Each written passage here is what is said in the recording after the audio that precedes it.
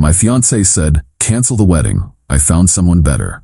I said, already done. What I didn't tell her was that I'd been planning my exit for months. When she discovered where her secret savings account money actually went.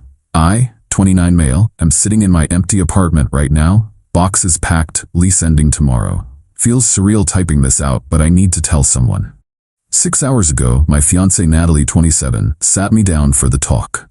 Wedding was supposed to be in 8 weeks. She was wearing the dress I bought her for her birthday, hair done like she was going somewhere special. Should have been my first clue. We need to cancel the wedding, she said, not even looking me in the eye. I've found someone better. The words hit exactly like I knew they would. See, I'd been preparing for this moment for 3 months. 3 months of knowing but saying nothing. 3 months of planning while she thought she was playing me. Already done, I said. Her head snapped up. What? I canceled everything last week. Venue, catering, photographer, got most of the deposits back too. The look on her face, pure confusion. In her mind, this was supposed to be her big dramatic moment. She'd drop the bomb, I'd beg, she'd leave feeling superior. Instead, I was calm, ready. How did you? No, Natalie, you've been staying out until 3 a.m. for months. You changed your phone password. You hide your screen when you text. I'm not stupid. She tried to recover. Well, good. Makes this easier. I'll pack my things in. Your things are in the garage. 3 boxes, labeled.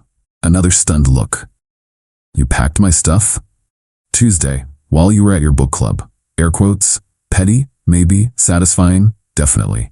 Here's what Natalie didn't know. I found out about Garrett, 31, her coworker, 3 months ago. Not through snooping. She literally left her iPad, logged into her messages on the kitchen counter. Saw enough to know what was happening. Instead of confronting her, I got strategic.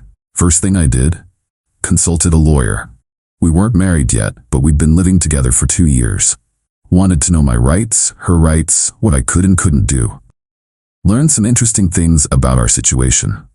See, we'd been saving for the wedding and a house. Had this system where we each put money into separate savings accounts. She insisted on separate, not joint. Red flag I ignored.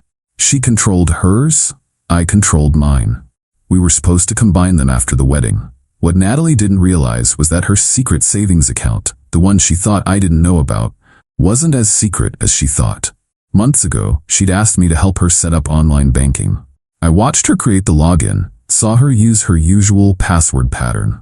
Never used that knowledge until 3 months ago. When I checked, yes, I know, technically wrong, I found she'd been moving money from our wedding fund account to this secret one. About $200 a month. Balance was sitting at around $4,800. But here's the kicker. The account was still legally connected to her old checking account from college. An account her parents had co-signed. An account that, due to some lazy banking, still had her dad Theodore as a joint owner. Theodore, who absolutely despises cheaters after his first wife left him for another man. Theodore, who I'd grown close to over the years. Theodore, who I'd had lunch with last month where I might have mentioned his daughter seemed distant lately. I'm taking my money from the wedding account, Natalie said, trying to regain control. All of it. Sure, your contributions are all yours. I pulled out my phone, showed her the banking app. Already transferred your $3,600 back to your checking this morning. That's it. What about the rest? What rest? That's exactly what you put in. I have the records. She went pale, started doing mental math. See, she'd been telling me she was contributing $500 a month but only putting in $300. The other $200 went to her secret fund. In her mind, she had at least $10 saved between both accounts. Reality? About $8,400 total. This isn't right. I saved more than that. No, you told me you were saving more. Big difference. She stood up, angry now. Fine, whatever. Garrett makes 3 times what you do anyway. Garrett finally said his name. The marketing director who'd been promising her the world, taking her to fancy restaurants on his expense account, buying her jewelry she had to hide, making her feel like she was trading up. Good for Garrett, I said. Hope he's cool with your spending habits. What's that supposed to mean? I shrugged. Nothing. Just that you spent $400 on a purse last week while telling me we needed to cut back on wedding expenses. Interesting priorities. She grabbed her phone, started texting furiously. Probably Garrett, telling him to come get her. Oh, I added, super casual. About your savings, the secret one? Might want to check that. She froze. How do you? Natalie, you used your birthday for the password, after you changed it from your dog's name, which you also used for your laptop. You're not exactly a mastermind. She opened her banking app. I watched her face change as she saw the balance. What did you do? Me. Nothing. Your dad, though, he saw some unusual activity on an account he co-owns. As is his right, move the money to protect it. You should call him. The next 20 minutes were beautiful chaos. She called her father, screaming about theft, demanding her money back. I could hear Theodore's calm voice through the phone. Natasha told me some interesting things about Garrett, about how you've been behaving. That money was for your wedding, not your affair. It's in a term deposit now. You can have it when you actually get married, to someone who isn't already married. Oh yeah. That was the other thing. Garrett? Married with 2 kids. Natalie didn't know until Theodore informed her just now. Theodore's golf buddy works in Garrett's company. Small world. She hung up, looked at me with pure hatred. You vindictive piece of... Vindictive? Natalie, you were actively planning to humiliate me. You let me send out wedding invitations while you were picking out outfits for dates with another man. I'm just protecting myself. I'll sue you, and my father. You can't. Your father can absolutely control an account he co-owns. I never touched your money. And that $3,600, that's every penny you put in our wedding fund. What exactly are you suing for? She called Garrett. Put it on speaker by accident. His annoyed voice filled the room. Nat, I told you not to call my work phone. Look, about tonight, something came up, family thing. Can we postpone? Postpone? I just left Ryan. I need you to come get me. Long pause. Left him? What do you mean left him? I told him about us, like we planned. We didn't plan anything. Jesus, Natalie, I have to go. Click. The look on her face, reality hitting like a freight train. No fiancé, no backup plan, no secret savings, no apartment. Lease was in my name only. She made more calls. Friends who were suddenly busy. Her sister who said she couldn't deal with your drama right now. Finally called an Uber to her mom's house. As she waited, dragging her boxes to the door, she turned back one last time. I hope you're happy. You've ruined everything. No, Natalie, you ruined everything. I just refuse to let you ruin me too. The Uber pulled up. She left without another word. I'm moving tomorrow. Already got a job lined up in another city. Fresh start. The apartment's empty except for my stuff, all packed and ready. 3 months of pretending everything was normal while watching her lie to my face. 3 months of careful planning. 3 months of letting her think she was in control. Worth every second. Update 1. Holy hell, the entitlement is off the charts. So I'm in my new city, staying at an extended stay hotel, while I apartment hunt. Blocked Natalie on everything before I left, but she knows my email. Woke up to 19 messages. 19. Started with anger. You're a sociopath. Who plans something like this? Moved to bargaining. Can we talk? I made a mistake, but we can work through this. Ended with threats. I know where you work now. I'll tell them what kind of person you are. That last one made me laugh. She thinks she knows where I work because she saw me update my LinkedIn. What she doesn't know, I haven't started yet. Don't start for another 2 weeks. Also, my new company, they specifically headhunted me. Pretty sure they won't care about drama from my ex. But the emails weren't the best part. No, the best part was the text I got from Theodore. Theodore, Ryan, hope you're settling in well.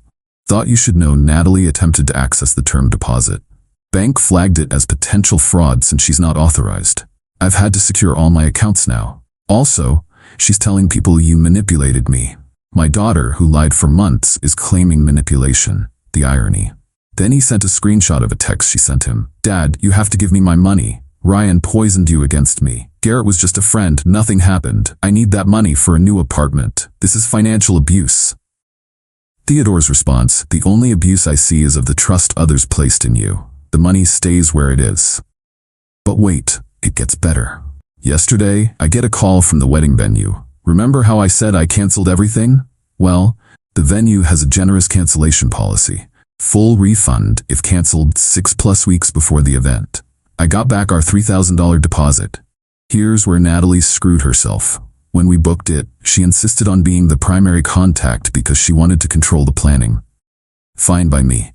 But when I canceled, I did it over the phone, said I was calling on behalf of the couple. They processed it, sent confirmation to the email on file, which was hers. She apparently didn't check that email for days, only found out when she tried to call the venue to change the date for her and Garrett. The audacity. They told her the booking was canceled and refunded. She demanded to know where the refund went. To the credit card that made the deposit. My credit card. To another email. That venue money is half mine. You stole from me. I forwarded that one to my lawyer friend, not officially retained, just a buddy from college. He laughed. She wants to claim half of a canceled wedding venue for a wedding she ended? Good luck with that. But the real kicker came this morning. Remember Garrett? Mr. 3 times my salary marketing director? I know someone who works adjacent to his company. They told me some interesting news. Garrett's been placed on administrative leave. Turns out, using your company credit card for dates with your side piece is frowned upon, especially when your wife's divorce lawyer subpoenas the records. Yeah, his wife found out. Don't know if it was Natalie's calls to his work phone or what, but she found out, and she's not playing around. So Natalie's grand plan of trading up resulted in lost her fiancé, me, lost her housing, lost her secret savings, lost her side piece, burned bridges with friends who are tired of her drama, pissed off her father who controls the only money she thought she had, and now Garrett's probably losing his job and half his assets in divorce. Meanwhile, I'm sitting here with my full wedding fund minus her contributions I returned, venue refund, fresh start in a new city, job that pays 40% more than my old one, peace of mind. The entitlement though, she really thought she could monkey branch from me to Garrett while keeping me as backup. Really thought her secret savings made her clever. Really thought there'd be no consequences. My favorite email from her? You don't understand what you've done. I was going to have everything. Yeah, Natalie, you were. And you threw it away for a married man who was just using you. More updates as the crazy continues, because something tells me she's not done yet. Update 2. The extinction burst has... Wait, no. This isn't that. This is something else. This is pure, concentrated entitlement meeting reality and losing badly. So remember how Natalie thought she was getting everything? Well, she's been busy. Desperately, frantically busy. First, she tried the financial angle. Hired a lawyer. An actual lawyer. Except, what do you hire a lawyer for when you're not married, have no kids, and no shared assets? She wanted to sue for 1. Emotional damages from me canceling the wedding, 2. Her share of the venue refund, 3. The stolen savings account money, 4. Lost wages from having to move back with her mom. Her lawyer lasted exactly 1 consultation. Probably told her she had no case.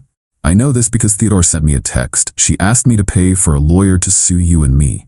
I suggested she use her money. She hung up. Next, she tried getting our mutual friends involved. Started calling people we'd invited to the wedding, spinning this sob story about how I'd financially abused her and trapped her into cheating. Yeah, she actually tried to claim I made her cheat by being emotionally unavailable. Problem? Our friends aren't idiots. Her best friend Jess called me. Did Natalie really try to claim you forced her to date Garrett? Because she told me 3 months ago she was in love with him and planning to leave you after the wedding so she could get gifts first. After the wedding, for gifts. I sent Jess a thank you card for saving me from that nightmare. But here's where it gets really good. Natalie decided if she couldn't get money from me or her dad, she'd get it from Garrett. Started harassing him. Calling his work, the phone he told her not to call, showing up at his office, demanding he take responsibility for ruining her life. Security had to escort her out, twice. Garrett, trying to save his marriage and job, did the only thing he could. He threw Natalie under the bus. Told his wife that Natalie pursued him relentlessly, that she wouldn't take no for an answer, that he was trying to be professional but she misread signals. Complete BS, but his wife wanted to believe it. So now Natalie's getting legal letters from W sources. Garrett's divorce lawyer, cease and desist for contacting their client and his company's HR, formal trespass warning. She emailed me about this too. Look what you've caused. Garrett's wife is threatening me with a restraining order. This is your fault. My fault. Her affair partner's wife wanting her to stay away is my fault. But the pinnacle of entitlement came yesterday. I get a call from my old apartment complex. The lovely manager, Rosa, who always remembered my name. Mr. Ryan, I'm so sorry to bother you, but we have a situation. Miss Natalie is here demanding we let her into your old unit. She says she has property there. Rosa, I moved out 4 days ago. Turned in keys, did the walkthrough with you. The apartment is empty. I know, sir. I told her that. She insists you hid her grandmother's ring somewhere in the apartment. her grandmother's ring. The woman never even met her grandmothers. Both died before she was born. She was trying to claim I had some family heirloom to get access to. What? An empty apartment? Rosa, there's no ring. She's lying. Please don't let her in. Oh, I won't. But sir, she's making quite a scene. Should I call the police? I could hear Natalie screaming in the background about theft and heirlooms and legal rights. If she doesn't leave, yes. 10 minutes later, Rosa texted me. Police came. She left. Very angry. Sorry for the trouble. Later found out from Jess what the ring story was about. Natalie thought I might have left something valuable in the apartment by accident. Maybe hidden cash, or forgotten to change my forwarding address for some financial documents. She invented the grandmother's ring to try to get access to Snoop. The apartment she watched me clean out completely. The apartment where she packed her own boxes. That apartment. She's now telling people I stole her priceless family heirloom and the police are investigating. The police who literally just removed her from private property for trespassing. Theodore texted me again last night. She asked me to say her grandmother's ring is worth $50,000 so she can file an insurance claim. I reminded her both her grandmothers were buried with their rings. She called me a traitor to the family. The delusion is real. Meanwhile, I started my new job this week. Love it. Great team, better pay, actual growth potential. Found a nice apartment downtown. Life is good. Natalie's living with her mom, unemployed, quit her job expecting Garrett to support her, banned from Garrett's workplace, painted as a homewrecker in her social circle, and inventing imaginary heirlooms to try to squeeze money from anywhere she can. The entitlement is staggering. She really can't accept that her choices led to consequences. In her mind, she was supposed to leave me for Garrett, keep the money, get the gifts, have the fairy tale. Instead, she got exactly what she earned. Nothing. Still getting daily emails, still not reading them. My lawyer friend says to keep them all for documentation if she escalates. Something tells me we're not done yet. Final update. Time for the final update, and boy did Natalie give us a grand finale. 3 weeks ago the emails stopped, just stopped. After weeks of daily rants, accusations, and threats, suddenly, nothing. I should have known she was planning something. My buddy Keith, who still lives in my old city, called me last week. Dude, did you know Natalie's been telling people you died? I'm sorry, what?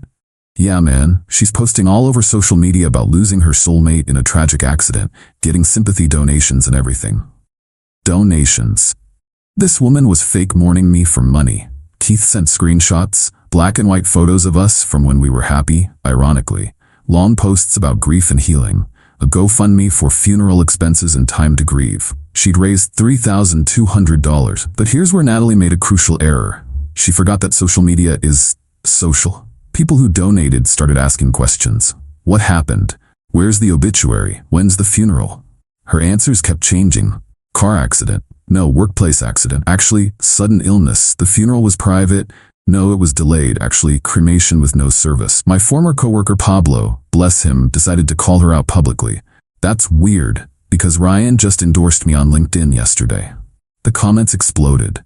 People realizing I was very much alive, demanding refunds, threatening to report her for fraud. Natalie tried damage control. It's a metaphor. He's dead to me. You all misunderstood. Nobody was buying it. But wait, there's more. Theodore called me, laughing so hard he could barely speak. Ryan, you'll never believe this. She asked me to confirm you died so she could claim your life insurance. What life insurance? Exactly. She thought since you were engaged, she'd automatically be your beneficiary. I had to explain that's not how any of this works. The GoFundMe got shut down. She had to refund everyone. Several people reported her to the police for fraud. Don't know if anything came of it, but the public humiliation was thorough. Then came the final, desperate play. Remember how I mentioned I'd been pretty strategic about this whole thing? Well, one thing I did was document everything. Every lie, every text admitting to the affair, every crazy email. I never posted it anywhere, just kept it for my own protection. Natalie somehow convinced herself that I must be planning to expose her, and decided to beat me to it. She created a whole website, mytruthaboutryan.com, not linking it, it's gone now anyway. On this website, she posted what she called evidence of my abuse. Screenshots of me saying okay when she said she was staying late, proof I was controlling. Our bank statements showing I made more money, proof I was financially dominating her. Photos of her boxes packed in the garage, proof I threw her out. She sent the link to everyone. My friends, family, co-workers at my old job even tried to find my new company. One small problem. She included the screenshots of her own texts to Garrett, the ones where she called me pathetic and said she was just using him until something better came along. Where she admitted to lying about the wedding fund contributions. Where she laughed about me not knowing. She literally exposed herself. My favorite response came from my Aunt Martha. Sweetheart, this website makes you look like the villain, not him. The site lasted 72 hours before she took it down. But the internet is forever, and plenty of people got screenshots. The aftermath. Natalie is now completely radioactive in our former social circle. The fake death fundraiser was the final straw for everyone. Even Jess, who tried to stay neutral, cut her off. Garrett's divorce went through. He lost his job and is paying massive alimony. His ex-wife actually sent me a Facebook message. Thank you for getting that parasite away from my husband. She did me a favor in the long run. Theodore disowned her. Not legally, but practically. Told her she's on her own until she learns what truth means. That term deposit? He donated it to a charity for struggling single mothers. People who actually need help. Natalie's mom kicked her out after the police showed up about the fraud allegations. Last I heard, she was couch surfing and working at a cell phone kiosk at the mall. As for me, life's great. Love the new job, new city, new apartment. Started dating someone. Taking it slow, but she's amazing. Honest, independent, has her own life and goals. Funny thing about consequences. Natalie spent so much time trying to avoid them, trying to scheme her way around them, that she created worse ones for herself. If she'd just broken up with me honestly, she'd have her $3,600, her dignity, and probably a new relationship. Instead, she tried to play everyone and ended up playing herself. I'm done thinking about her, done checking for emails, done caring what she does next. She's broke, alone, and infamous for faking my death for money. That's not revenge, that's just the natural result of her choices. Thanks for following this wild ride. Going to delete this account and move on with my life. A much, much better life than I ever would have had with her. Remember, when someone shows you who they are, believe them. And when they try to screw you over, make sure you're already 3 steps ahead. Peace out.